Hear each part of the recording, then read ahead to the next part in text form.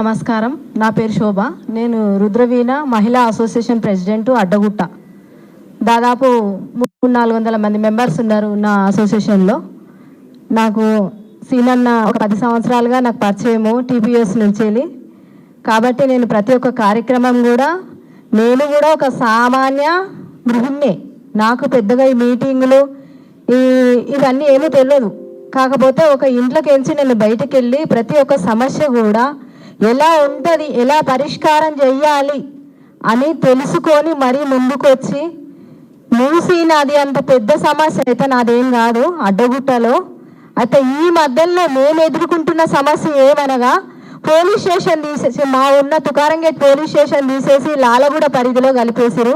Lalaguda police స్టేషన్లో కలిపేసారు. మాకు అక్కడ రవాణా సౌకర్యం సరిగా లేదు. దానికోసం మేము పెద్ద ఎత్తున ర్యాలీ కూడా చేసినాం. పార్టీలకు అతీతంగా నేను ఏ పార్టీలో లేను, ఏ పార్టీకి కూడా సపోర్ట్ చెయ్యను.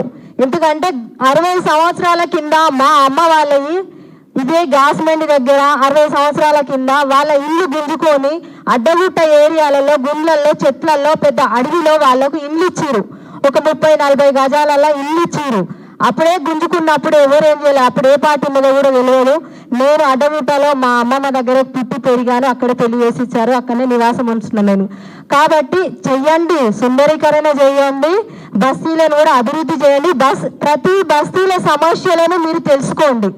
ఎలా అంటే చదువు విద్య ఎంత వెనకబడి ఉందంటే 4వ తరం నుంచి కూడా నేను ఇంకా మధ్య తరగతిలోనే ఉన్నా అంటే కారణం ఏంటి? చదువు లేకనే కదా.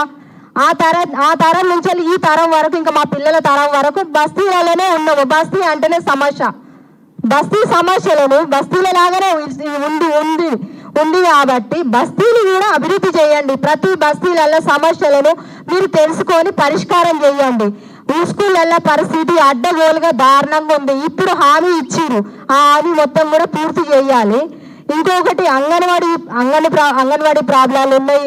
గంజాయి డ్రగ్స్ అయితే విచ్చలవిడిగా ఉన్నది.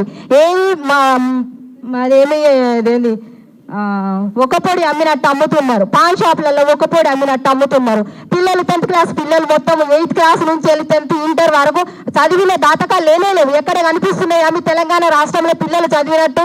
దాని మీద ఎందుకు పరిష్కారం చేస్తలేరు? అదంతా ఇడిసేసి మొత్తం యువత మొత్తం పాడైతున్నది. గంజాయి మాఫియా తయారైతున్నది. ఇదంతా ఇడిసేసి మంచిగా ఉన్న ఇళ్ళని తీసేసి మీరేం సాధిస్తారు? కాబట్టి నేను చెప్పదలుచుకుంది ఒక్కటే, మూసీ నది అంత పెద్ద సమస్య కాదు, కాకపోతే మాది కూడా సమస్యనే. కాబట్టి ఈ ప్రతి బస్తీ, ప్రతి ఏరియా, ప్రతి స్లమ్ ఏరియాను పరిష్కారం చేసి వీటిని అభివృద్ధి చేయండి. అప్పుడు మేము మీకు జేజేలు కొడతాము, మళ్ళీ కూడా మిమ్మల్ని తీసుకొని వస్తాము. మేము ఇస్తున్నాం మా మహిళా సంఘాల నుంచి మీకు హామీ. మీరు కూడా మాకు మా హామీ ఇవ్వండి. మా నోర్ల మీద కానీ మా పిల్లల భవిష్యత్తుల మీద కానీ మీరు కొట్టకండి. ఏ రాజకీయ నాయకుడైనా ఏ పార్టీ అయినా ఇది నేను చెప్పదలుచుకుంది ఇది ఒకటే.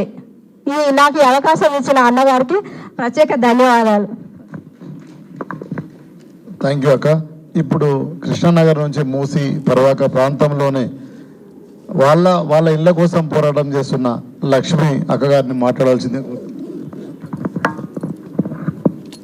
అందరికీ నా నమస్కారాలు. పర్వాలేదక్క.